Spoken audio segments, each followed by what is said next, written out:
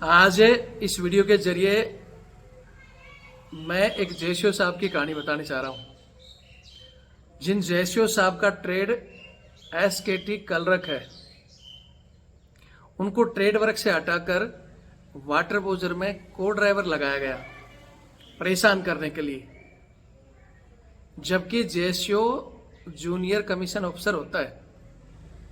आज तक आपने किसी लेफ्टिनेंट को भी वाटर बोजर में को ड्राइवर नहीं भेजा होगा, देखा होगा, लेकिन जयशिव को ये हर जगह इस तरह इस्तेमाल कर देते हैं क्योंकि उसकी रिस्पेक्ट को ये जीरो समझते हैं।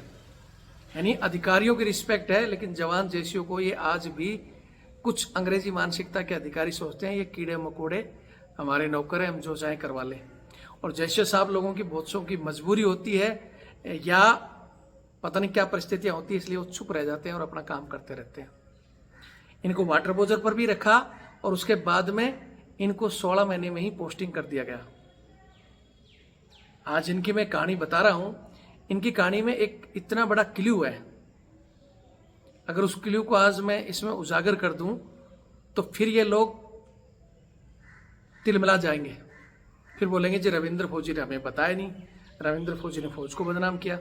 जबकि मैं कोशिश करता हूं हर परिस्थिति में। इस परिस्थिति में भी मैंने ओसी साहब से बात की, उसके बाद मैं ग्रुप एसएम साहब से बात की और उनको बताया कि भैया डिप्टी साहब से या कमांडेंट साहब से बात कर लो और इस कहानी को ठीक कर लो, वरना फिर मुझे मजबूरी में ये वीडियो डालना पड़ेगा। लेकिन उन्होंने मेरी बातें नहीं सुनी। इनको ये लगता है कि हमारे पास ऑथोरिटी है, पावर है, हम कुछ भी कर सकते हैं, लेकिन इनको ये नहीं पता कि आपके ऊपर भी कोई पावर है। सैम इसी तरह अभी कुछ दिन पहले एक जवान के साथ भी ऐसा ही हुआ और वहां भी मैंने बात की। वहां के जो ब्रिगेडियर साहब, जो उसके संरक्षण जिनके पास सब कुछ था, उनसे मैंने बात की कि साहब इस मसले को आप ठीक करो। लेकिन ब्रिगेडियर साहब ने बोला कि नहीं, हमने रूल रेगुलेशन फॉलो कर लिया है और अब इसे हमें भेजना पड़ेगा। और दूसरी तरफ जवान ने बोला कि सर मैं यहां से गया तो मैं डिस्चार्ज लिख दूंगा, नौकरी नहीं करूंगा। हालांकि मैंने समझाया कि पहले इससे भी ऊपर जो अधिकारी हैं, आप वहां कंप्लेंट फाइल करो, आपकी सुनवाई जरूर होगी। उसने वहां भी फाइल की। फिर मैंने बताया कि कोर्ट का रास्ता अपनाओ। लेकिन ऐसी परिस्थिति में कई बार हम जवान को गाइड करते हैं और उसके बाद में और भी वो कोशिश करता है। अंत में उसने विजिलेंस को बता दिया और जब विजिलेंस के पास कुछ ऐसे सबूत दिए जो भ्रष्टाचार चल रहा था, अब वो घुटने के बल कि ऐसे तो सबको मरवा देगा। और सैम ये जयशिव साहब वाली कहानी में भी अगर हमने थोड़ा सा ऊपर इन चीजों को फॉरवर्ड कर दिया ना, फिर बोलेंगे यार रविंद्र तूने तो बताया नहीं, तू तो हमें अच्छी तरह जानता भी था। तो मैं इसलिए आज इस कहानी को बता रहा हूं कि मेरा चाहे कोई जानकार हो या ना हो, ठीक है, मुझे पता है उस कहानी में मेरे जो डिप्टी कमांडेंट साहब हैं या कमांडेंट साहब है, बहुत लोग मेरे जानकार हैं। लेकिन जानकार का मतलब ये नहीं कि मैं किसी अन्याय को जानकारी की वजह से चुप होकर सहन करता रहूंगा। आप लोगों को मैं इतना ही कहना चाहता हूं कि मामले को सेट आउट कर लो। हमारे बहुत से जवान बहुत सी चीजें गलत देखकर चुप रहते हैं और उसका कारण यही होता है कि यार ठीक है, सरकारी भ्रष्टाचार चल रहा है या सरकारी ये चल रहा है, अपने को क्या करना, अपने को अपनी नौकरी करनी है। इसी मोटो पर जवान बेचारे चुपचाप गलत को देखते हुए भी चुप हैं। लेकिन वो गलती करने वाले गलत करने के बाद में भी जवान के साथ जब इस तरह की घटना को अंजाम देते हैं तो फिर वो जवान बेचारा हमारे पास आता है और फिर हम फिर भी, क्योंकि मैं भी उसी संस्था का हिस्सा रहा हूं, मैं नहीं चाहता कि संस्था का नाम बाहर जाए या उन लोगों को जाए। और मैं एक बार खुद उन अधिकारियों से बात कर कहता हूं कि सर ठीक कर लो, कोई बड़ा मसला नहीं है। लेकिन जब किसी को लगता है कि रविंद्र फौजी नॉर्मल सा आदमी हमें क्या सिखाएगा, अगर आपको नॉर्मल लगता है तो आपकी मर्जी है, और नहीं तो इस वीडियो में पूरी डिटेल बता रहा हूं क्या क्या कहानी हुई। देख को मसले को ठीक कर लो, बाद में मेरे को मत बोलना कि रविंद्र फौजी तूने क्या किया। वीडियो देखें और शेयर करें। जय हिंद, जय भारत, वंदे मातरम। मैं रविंद्र फौजी। साथियों, आज एक हमारे सेना के सूबेदार साहब जो पिछले 1.5 महीने से मेरे को कॉल कर रहे हैं और उन्होंने अपनी समस्या मेरे को बताई। उनकी समस्या को सुनकर मैंने उनके जो कि ओसी की ड्यूटी कर रहे हैं, लेफ्टिनेंट कर्नल साहब, उनसे बात की, जिसकी बाकायदा रिकॉर्डिंग मेरे पास रखी हुई है। उसके बाद उन्होंने कहा कि ठीक है जी, हम हल कर लेंगे, लेकिन हल नहीं हुआ। उसके बाद सेंटर एसएम की रिकॉर्डिंग मेरे पास रखी हुई है। सेंटर एसएम साहब को मैंने बताया कि या तो आप इनकी समस्या को हल करो, अन्यथा आपके ऊपर जो डिप्टी कमांडेंट साहब है, कमांडेंट साहब, उनके नंबर दे दो। तो उन्होंने बोला नहीं ठीक है, आप इनको यहाँ भेजो, हम मिलवा देंगे। उनको वहाँ बुलाया गया। डिप्टी कमांडेंट साहब को चीज़ें बता दी गई। कमांडेंट साहब को बताई है या नहीं बताई मुझे पता नहीं है, लेकिन जब वो साहब वहाँ पहुँचे तो एसएम साहब ने कहा कि भाई मेरे को मिलवा दो। लेकिन एसएम साहब ने बोला कि भैया डिप्टी कमांडेंट साहब की और रविंदर की बात हो गई है, ठीक है, और आपको पोस्टिंग जाना ही पड़ेगा। ये एसएम साहब ने बोला और ये बातें मेरे को सूबेदार साहब ने बताई, जबकि डिप्टी कमांडेंट साहब से मेरी बात नहीं हुई है। हो सकता है डिप्टी कमांडेंट साहब से एसएम साहब की बात हुई और उन्होंने क्या कहा क्या नहीं, ये भी मुझे नहीं पता। लेकिन जो डिप्टी कमांडेंट साहब हैं, जिनको मैं अच्छी तरह जानता हूँ, लेकिन मैं फिर कह रहा हूँ कि मेरी बात नहीं हुई है। और 1.5 महीने से, इसीलिए मैं इस वीडियो को नहीं डालना चाह रहा था, कि मुझे लग रहा था कि ठीक है, बात करने से इस समस्या का समाधान हो जाएगा। आपको बता दूं कि समस्या बड़ी भी नहीं है, लेकिन छोटी भी नहीं है। उसका कारण क्या है कि ये सूबेदार साहब अभी फील्ड में सर्विस कर रहे थे, जहां इनका टर्नओवर 16 महीने का हो चुका है। 16 महीने के टर्नओवर में इनको आरटीओ कर दिया गया, इनकी पोस्टिंग कहीं और कर दी गई, जबकि नियम के अनुसार जब ये पोस्टिंग आए थे, मूवमेंट ऑर्डर में टर्नओवर लिखा होता है कि आप वहां पोस्टिंग जा रहे हो और आपका इतना टर्नओवर है। पहली बात। दूसरी बात, अगर आरटीओ किया जाता है तो या तो पहले ही, अगर वहां बंदा पहुंचा, कोई समस्या है, तो कुछ समय में ही उन समस्याओं को देखते हुए इसको आरटीओ कर दिया जाता है। लेकिन अगर वो ठीक से अपनी ड्यूटी करते करते 16 महीने ड्यूटी कर रहे हैं और 16 महीने के बाद उनको भेज दिया जाता है। अब समस्या कोई बड़ी नहीं है, समस्या ये है कि सूबेदार साहब ये कह रहे हैं कि मेरा वो टर्नओवर फील्ड में गिनती नहीं होगा। 16 महीने जिस आदमी ने फील्ड में ड्यूटी कर ली और उसका टर्नओवर वो गिनती नहीं होगा, इसका मतलब उसके 16 महीने जीरो हो गए। साहब कह रहे हैं कि आगे मेरे को दोबारा या तो फिर फील्ड में जाना पड़ेगा, या फिर मैं इसमें सूबेदार मेजर वगैरह बनता हूं तो मेरा वो काउंट नहीं होगा, और उल्टा मेरे को कहा जाएगा कि भैया आप तो वहां से आरटीओ हो। एक तो ये समस्या।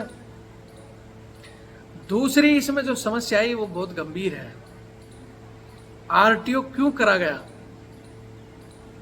तो सूबेदार साहब ने आरटीओ होने के बाद में, ओसी साहब ने तो आरटीओ कर दिया,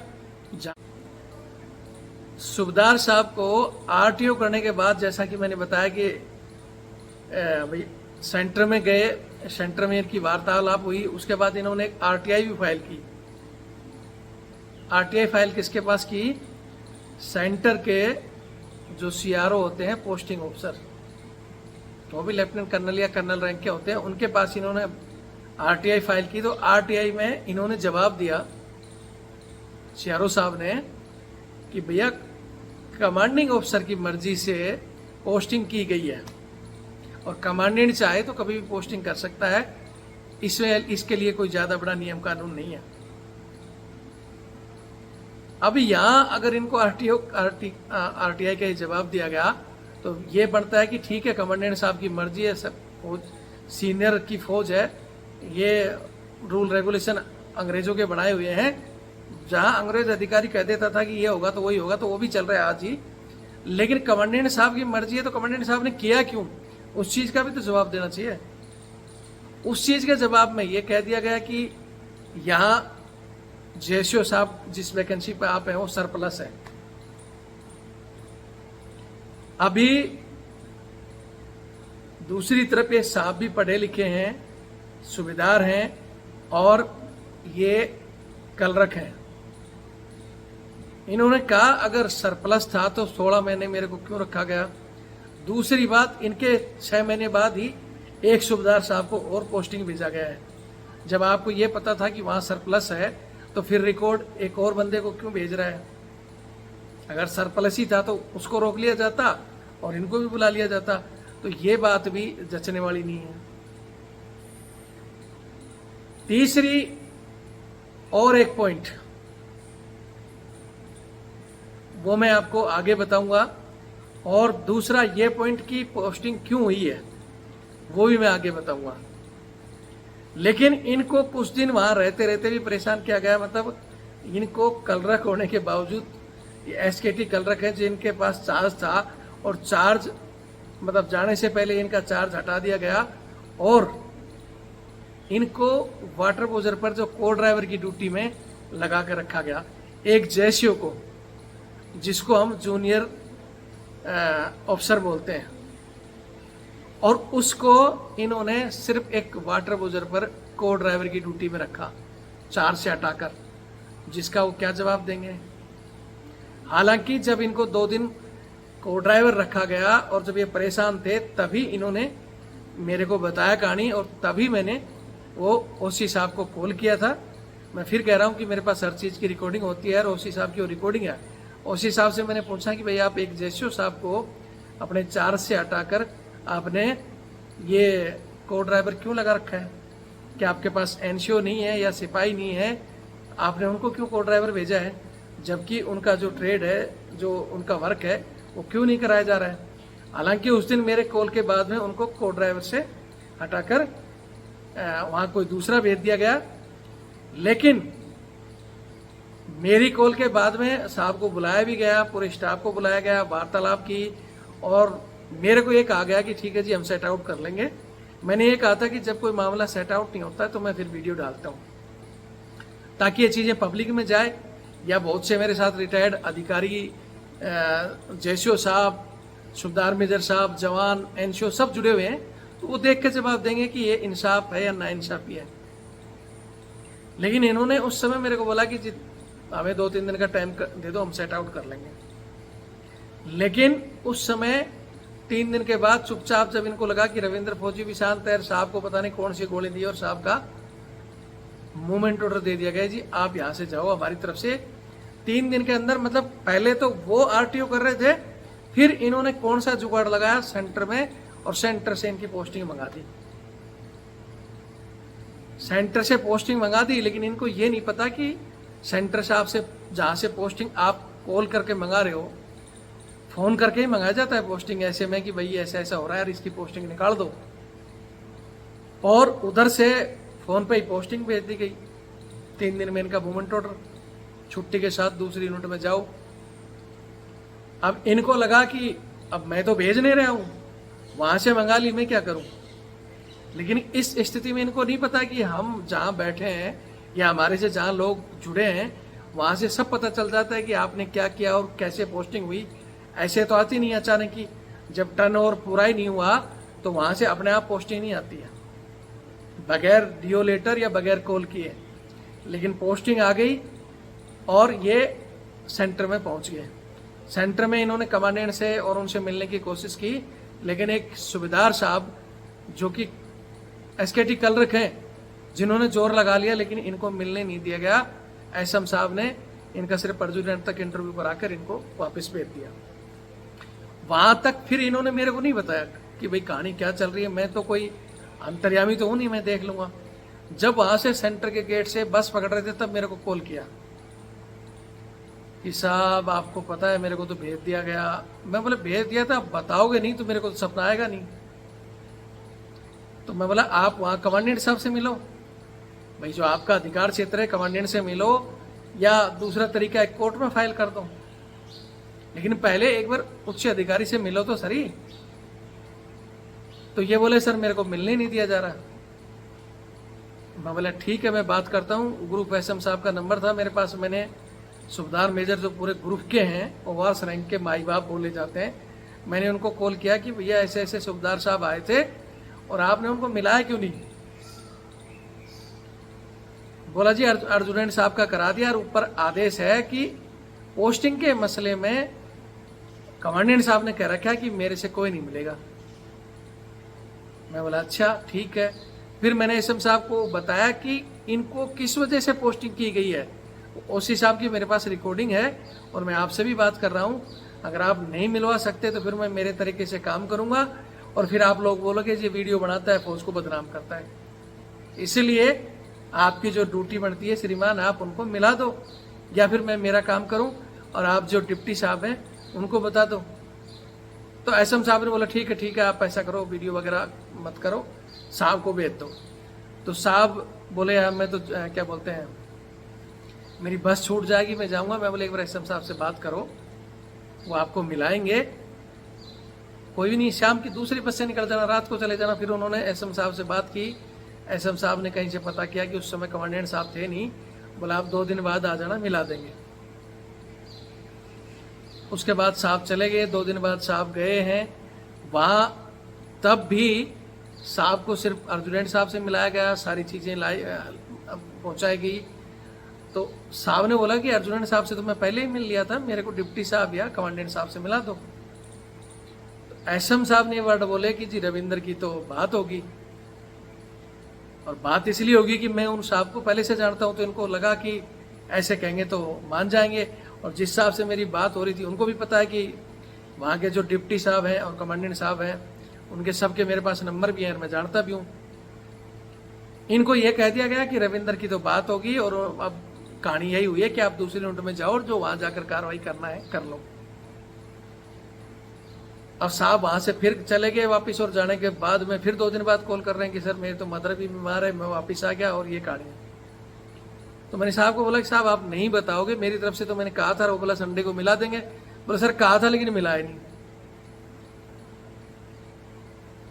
फिर मैंने कहा कि ठीक है, मैं डिप्टी साहब से मैं खुद बात करता हूँ या कमांडेंट साहब से बात करता हूँ, आप उनके नंबर मुझे दीजिए, क्योंकि मेरे पास जो नंबर था पुराना वो उनका अब लग नहीं रहा।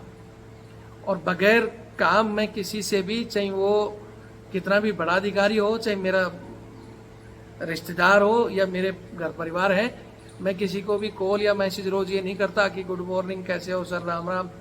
मतलब जरूरत पड़ने पर मैं बात करता हूँ जब भी काम की बात होती है, और वो भी मेरे काम की नहीं, अगर किसी के भले के लिए हो या फिर कोई स्पेशल काम हो तो ही बात करता हूँ। तो इतने दिन से मेरे को काम भी नहीं पड़ा था साहब से, उनका जो पुराना नंबर था वो लगा नहीं, और दूसरे लोग इस स्थिति में नंबर नहीं देते। तो आज इस कहानी को मैं एक बार बिना नाम लिए बना रहा हूं, और मैं चाहता हूं कि ये कहानी डिप्टी साहब और कमांडेंट साहब के पास जाए। नहीं तो नंबर मेरे पास डिप्टी साहब, फिर कमांडेंट साहब, और जो एक कहानी जिस कोर की है, इतना बता देता हूँ, कोर की कहानी है, और कोर के जो कर्नल ऑफ द कमांडेंट है वहां तक के भी नंबर में लेना कोई बड़ी मुश्किल बात नहीं है। नंबर भी ले लेंगे, कहानी भी भेजेंगे। और इस कहानी में एक बहुत बड़ा पेच है, एक भ्रष्टाचार इसमें इतना बड़ा लिप्त है, जिसका मैंने उस ओसी साहब को भी बताया था कि साहब इनकी पोस्टिंग जिस बेस पे की जा रही है, जो एक मेन मुद्दा है, अगर उस मुद्दे को मैं सोशल मीडिया में डालूंगा तो ऊपर से नीचे तक नप जाओगे। तो साहब ने बोला यार मेरी जिम्मेदारी थोड़ी है, पहले क्या होता था उसका मैंने ये कहा कि जब भ्रष्टाचार, आप जिस कुर्सी पर आज बैठे हो और उस चीज का पॉइंट आपके पास आते हो, तो आप उसकी पोस्टिंग नहीं निकाल सकते। ये पुलिस वालों की तरह ड्रामा मत करो कि कोई फंस जाता है तो उसको लाइन हाजिर कर दो, सस्पेंड कर दो या भेज दो दूसरी जगह, ट्रांसफर कर दो। फिर सिविल में और फौज में अंतर क्या रहेगा? फौज में यही एक सबसे बड़ा है कि अगर कहीं गलती पाई जाती है तो तुरंत कोर्ट ऑफ इंक्वायरी होती है, और जो सही अधिकारी हैं वो कोर्ट ऑफ इंक्वायरी शुरू करते हैं और रिजल्ट तक पहुंचते हैं। अगर आपको पता चला तो आप इनकी पोस्टिंग कराने की बजाय आपने कोर्ट ऑफ इंक्वायरी क्यों नहीं बैठाई? अगर ये मामला सही है और जिस बेस पर इनकी पोस्टिंग की जा रही है, वो रिकॉर्डिंग मेरे पास रखी हुई है। आज मैं अगर वो रिकॉर्डिंग डालता हूं तो फिर पूरे वहां पे उस नीचे से लगाकर ऊपर तक की जांच होगी, और फिर बोलेंगे जी रविंद्र फौजी ने एक बार मौका नहीं दिया। जबकि मैं मौका देता हूं, बाकायदा कोशिश करता हूं नंबर लेकर बात करने की। ये कोई बड़ा इश्यू नहीं है, लेकिन दिक्कत यहीं आती है कि सब कुछ होने के बाद में भी किसी को अगर परेशान किया जाता है तो मैं फिर उस परेशानी के लिए बोलना मेरी मजबूरी है। और मुझे पता भी है वो डिप्टी साहब बहुत अच्छे आदमी हैं और बिल्कुल रूल के पक्के आदमी हैं। या तो उन तक बात पहुंची ही नहीं है या फिर वो भी छोटी बात समझकर इग्नोर कर रहे हैं, लेकिन ये बात अगर मेरे यहाँ से एक बार निकल गई ना तो बहुत बड़ी हो जाएगी। और ये नहीं सोचना कि मेरे पास हमारे सेना के अधिकारी, सीबीआई, विजिलेंस, सब जगह के नंबर हैं, एमओडी तक, रक्षा मंत्री जी के पीए तक, रक्षा मंत्री जी का ऐसा कोई नहीं है जहां हमारे पास नंबर नहीं रहते। और फिर मैं बाकायदा वहां एक चिट्ठी लिखूंगा और उसकी जांच बैठेगी, फिर आप बोलोगे जी रविंद्र फौजी ने क्या किया। और ये चीजें अभी एक केस में और हुई है, उसका मैं अभी बताना नहीं चाहता यहाँ। एक बंदा जो कहीं था उसको वहां से जबरदस्ती निकाल दिया गया, स्पोर्ट्स का बंदा था, और निकालने वाला कौन, एक लेडीज कोच। और वो इतने दिन से भ्रष्टाचार कर रही थी, उस बंदे ने उसका, ठीक है जहां जब तक चलता है ना सब देखकर आंख बंद इसलिए करते हैं कि सबको अपनी नौकरी करनी होती है। लेकिन जब उस बंदे को निकाला गया तो उसने कहा भी कि ये मत करो। उसने अपने उच्च अधिकारियों को बताया कि साहब मत भेजो, मैं इसी वजह से फौज में आया हूं और आप मेरे को करोगे तो मैं डिस्चार्ज लिख दूंगा, फौजी छोड़ दूंगा, लेकिन आपको सबको जाकर मैं ऊपर से नीचे तक नंगा कर दूंगा। नहीं माने, बंदे ने मेरे को भी बताया, मैंने भी वहाँ के जो ब्रिगेडियर साहब हैं उनसे बात भी की, उनको समझाया भी, लेकिन वही बात है फौज में कि नहीं जी आपको नहीं पता, हमने पूरे रूल रेगुलेशन सब क्लियर किए हैं और नहीं कर सकते फलाना। जबकि उन चीज़ों में साफ स्पष्ट जो कमियां झलक रही थी, मैंने कमांडेंट साहब को बता दिया कि साहब ये ठीक नहीं है और समस्या बाद में बहुत दिक्कत आएगी। नहीं माने, वो बंदा वहाँ से निकल गया। बंदे ने मैं बोला मैं क्या करूँ सर, मैं तो छोड़ रहा हूँ नौकरी। भैया नौकरी मत छोड़ो, आज आप छोड़ दोगे कल आपका भाई कोई जाएगा वो भी इसी सिस्टम का झेलेगा। इसलिए मैंने उसको कहा कि भैया आप प्रॉपर चैनल ऊपर डिपार्टमेंट में चिट्ठी लिखो, मिलकर उनको अवगत कराओ और कोर्ट में फाइल करो। लास्ट अथॉरिटी है कोर्ट। अब ये सारे सिस्टम में चलता चलता परेशान बंदा सब जगह से करता है, लास्ट में उसने विजिलेंस की टीम को वो भ्रष्टाचार के सारी चीजें दे दी। और अब देते ही वहां हड़कंप मच गया। अब फोन आ रहा है कि जी इसने तो सारों की ऐसी तैसी करवा दी, जांच होगी, सबको बुलाएंगे फलाना। क्यों? पहले समझ में नहीं आता आप लोगों को कि बंदे बहुत कुछ देखकर आंख बंद कर इसीलिए चुप है कि उन्हें नौकरी करनी है। लेकिन जब किसी की नौकरी पर बात आ जाए और जब किसी की इज्जत पर बात आती है तो फिर वो आदमी लड़ता है, और वो लड़ता है तो फिर जो ऊपर से नीचे तक जो भ्रष्टाचार में लिप्त है सबको नपा देगा। इसीलिए मैं फिर हाथ जोड़कर रिक्वेस्ट करता हूं। मैं हाथ इसलिए नहीं जोड़ रहा कि तुम सुन लो, इसलिए जोड़ रहा हूं कि ये दिमाग में जो फितूर है ना कि हमने जो कर दिया कोई नहीं है, हर जगह ऊपर बहुत लोग बैठे हैं। ये कोर्ट कचहरी से जब फिर फटकार लगती है और अगर गलती से जांच के आदेश आ जाएंगे तो फिर बोलोगे जी फौज की बदनामी होगी, फलाना हो गया।